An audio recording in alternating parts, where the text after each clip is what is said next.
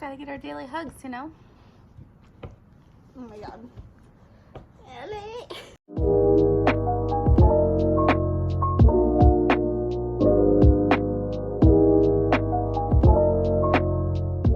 Hey guys, it's Meredith. Welcome back to my channel. So today I am so excited to be reading November 9. Oh my god, November 9 by Colleen Hoover. Today is currently November 8th and I had wanted to start this sooner.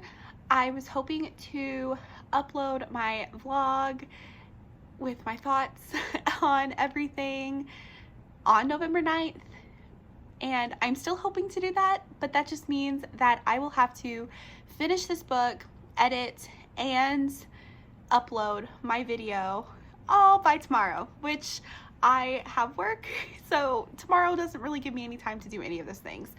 So tonight is when that will have to be completed. So I'll go ahead and start with the synopsis of this book. So this takes place on November 9th and it follows a girl named Fallon. She is at lunch with her father and they have a little bit of a strained relationship, to say the least, and Ben overhears them having a little bit of a tense conversation and decides to butt in and pretend to be her fake boyfriend. And so they just hit it off, and neither one of them want to be in a relationship. And so Fallon is actually moving to New York that day, but they agree to meet every November 9th to see if they are keeping up with their end of the deal, because Ben agrees to write a romance novel and Fallon has a list of things that Ben gave her to do. So they decide to meet November 9th to kind of catch up with each other, and they cannot have any contact between that time. So they blocked each other on social media, they can't text, they don't have each other's numbers, they can't email, anything like that they cannot do. So that is that. I just finished the first November, and so I read like a chapter of the second, but I'm just in the second November, so it's when they are meeting up for, I guess, the first time since the first meeting that they had. It's the second November, the first meetup. So I thought I'd give my thoughts on what I think about it so far. I really just love Colleen Hoover's writing. I want to say, first off, her first sentences are so good. This one is, I wonder what kind of sound it would make if I were to smash this glass against the side of his head. I mean, who wouldn't be intrigued with that? It's very easy to read. It has kept me turning pages, and I'm really liking that. So I am curious where the story is going to go, but one thing that I will say that makes me a little nervous is I really don't like Ben, which is the main love interest. I just find him very aggressive and just kind of like, he just pushes himself into situations, and I don't deal very well with that in my life. Like, if a guy were, okay, pretending to be her boyfriend, whatever, I guess that's fine. She seemed okay with it, so it was cool. But he just, certain things I don't think I'd be okay with. Like the fact that he's so aggressively rude to her dad the first time they meet, when he has no idea about their relationship. I mean, he just kind of butts in, and I don't know, I didn't really like that. And then, I mean, they make a joke about insta love in the book, but it just really is. They just meet and like they're so drawn to each other, but then there's this weird thing where they won't talk for a whole year. I don't really get their thoughts behind all of that.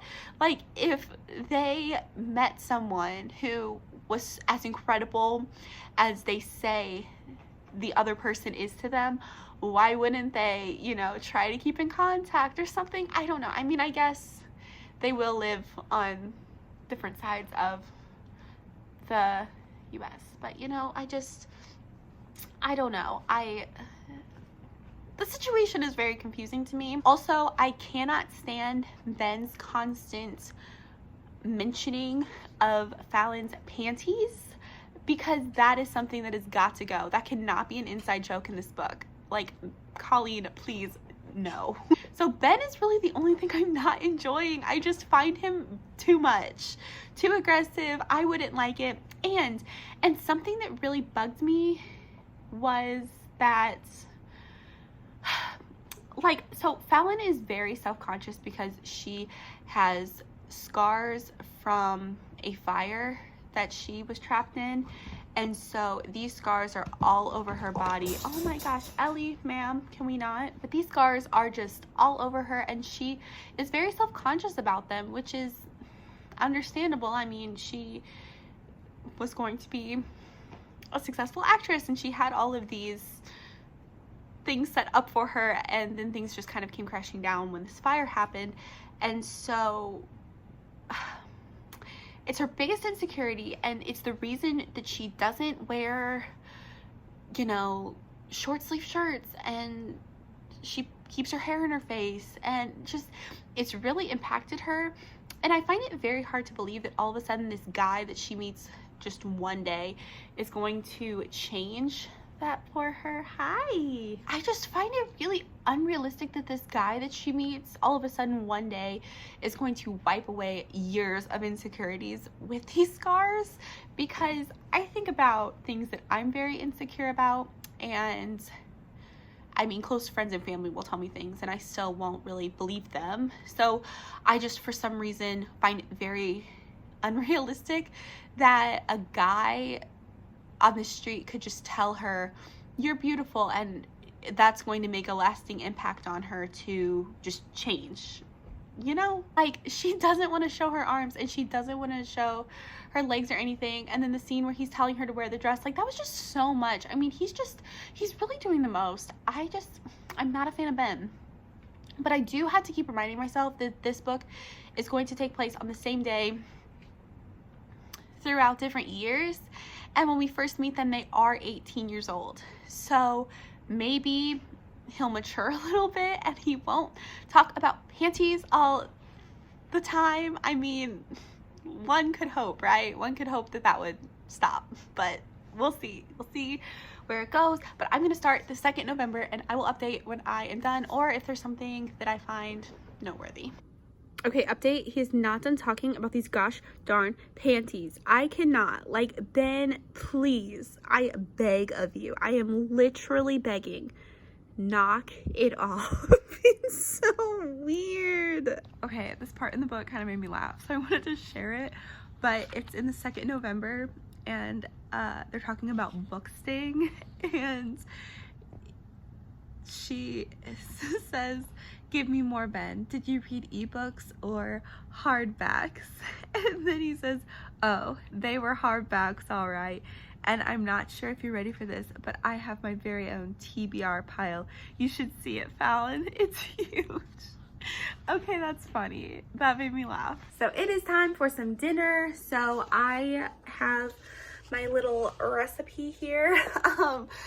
We are going to do fish tacos tonight. I got the recipe from Delish, and so I printed them out because I'm old and I like reading off of the paper better. So it says for prep time it should only take 20 minutes, and then the total time for cooking and everything should be 35. But knowing myself, I am like the most just... directions become 10 times more confusing when I try to do it. So it'll probably take me longer than that, but I'm kind of hoping not because I want to get back to reading. Much later. So last night after dinner, I went to read and I immediately fell asleep.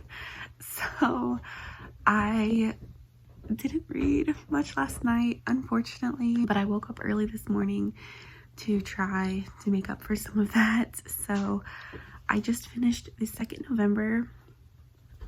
And I liked it. I was really excited to see Miles and Ian brought up in the book. They're characters from Ugly Love, and I had heard that there was a slight crossover between the two, but I just love when authors do that. I think that's so cool to put their characters in the same world and just kind of mention other characters, so that was really neat. I did like Ben a little bit more in this one. He didn't seem so aggressive and just kind of forcing her to do things that she didn't want to. He was fine. He got his tattoo, and we find out that he has a bit of a strained relationship with his brother Kyle. Fallon walks in and Kyle has his hands around Ben's neck and then he punches him, and so we don't really know what's going on there. I'm sure we'll find out.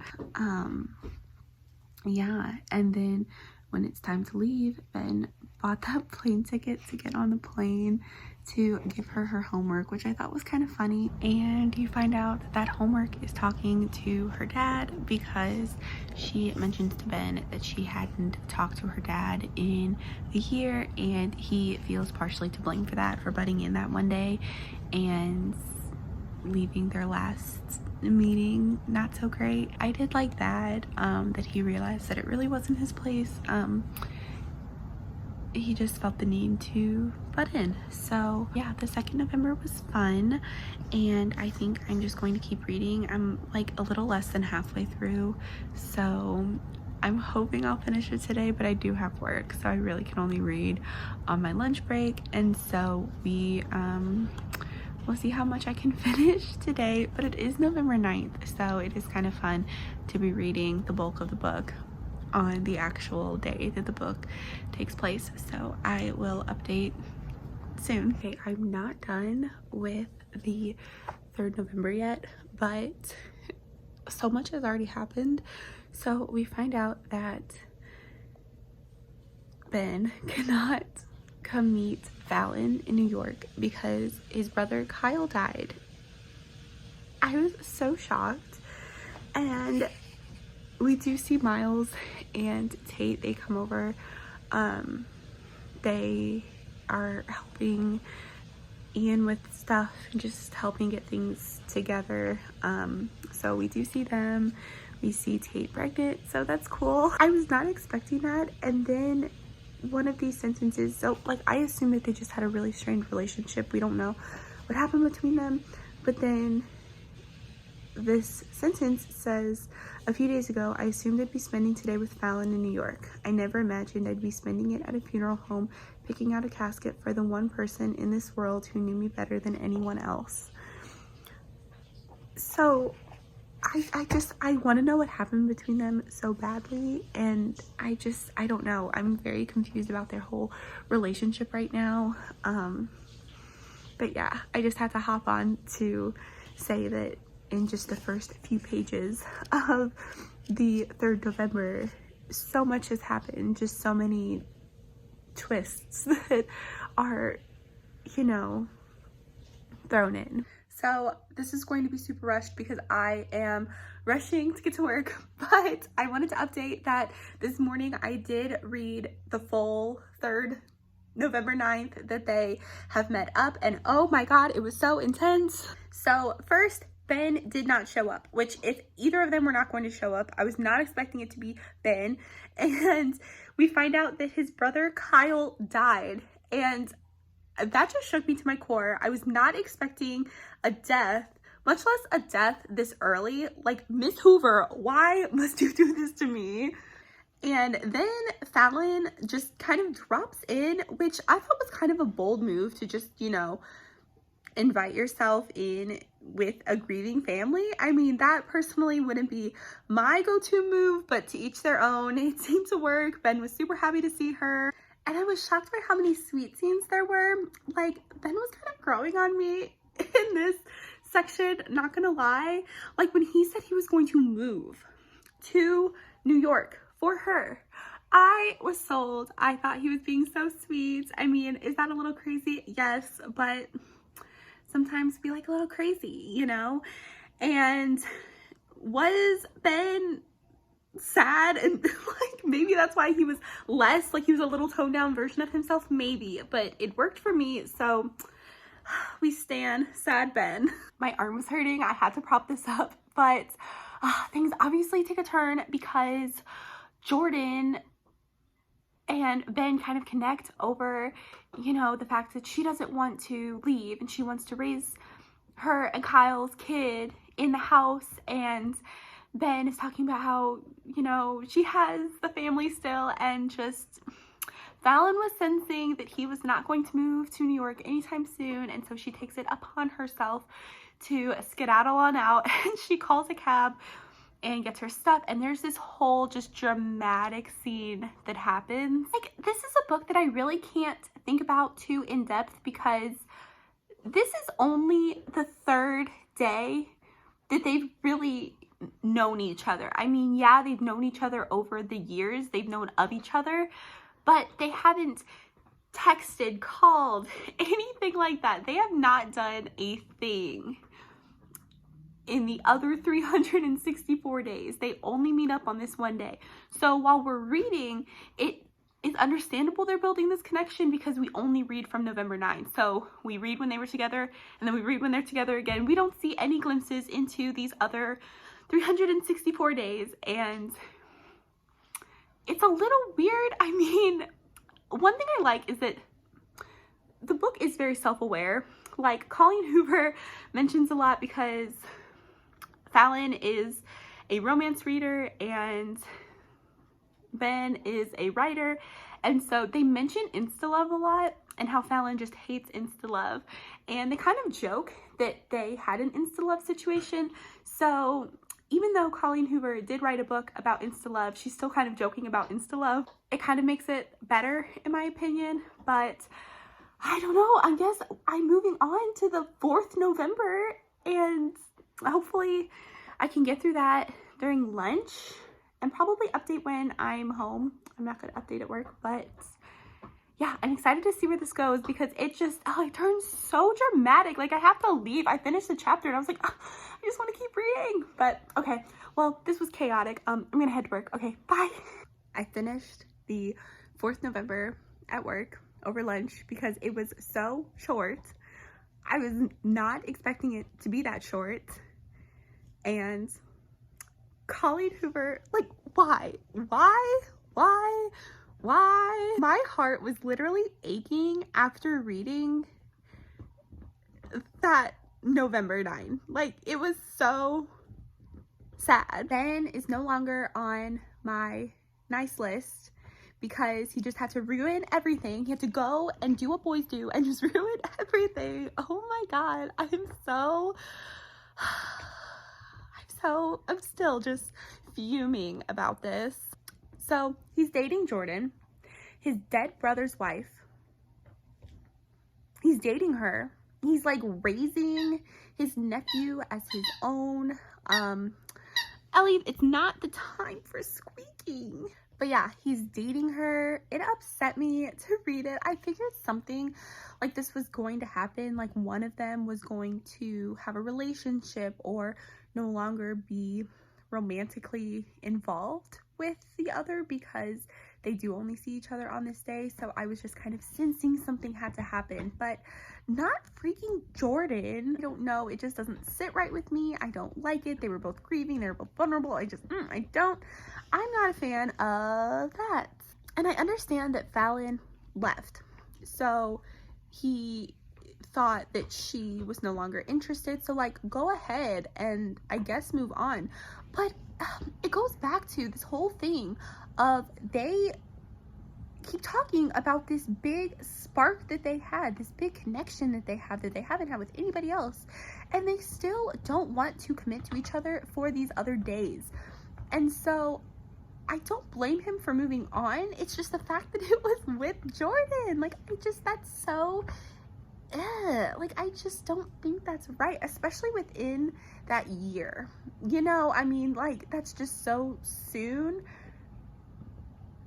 Like, Oliver's not even 1, and they're living together and sharing a room. Like, they're together.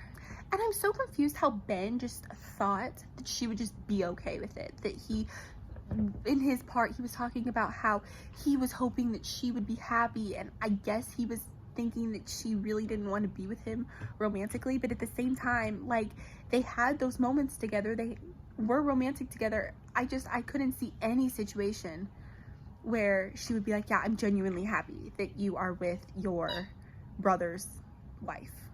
Like, what?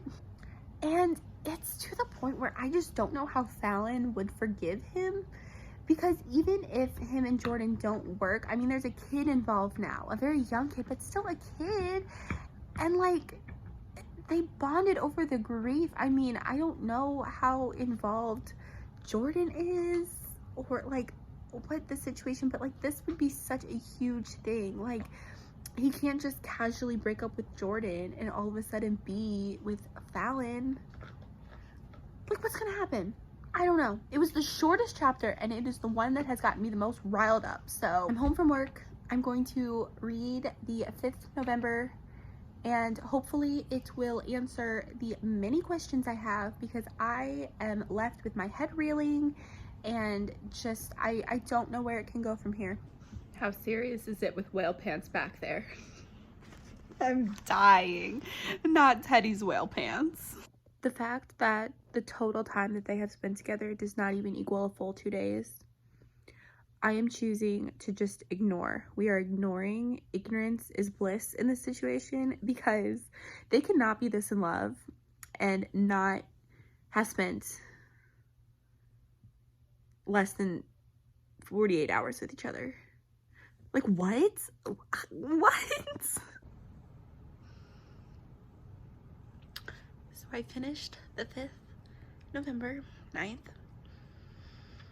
and we found out that Ben started the fire that Fallon was stuck in, and I'm upset. Just when Ben starts becoming redeemable, he just ruins it. He ruins it. So, yeah, that's pretty much like the gist. I mean, I just read that, so that's clearly what's on my mind.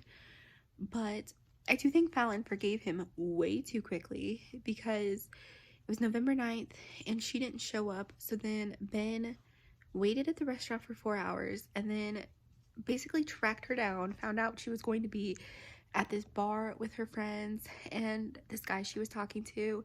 Ben came in, you know, running his mouth, and I mean, I did enjoy it. It was very entertaining, but like, I don't think Ben could be my favorite love interest, or even like remotely close, because he's just really doing the most and he just ruins everything. Like, anytime I start finding him a little bit redeemable, like, I'm like, okay, Ben, you rock. He just really ruins it. I'm on the 6th November. Let's see what happens. So I finished November 9 by Colleen Hoover, and I really liked it.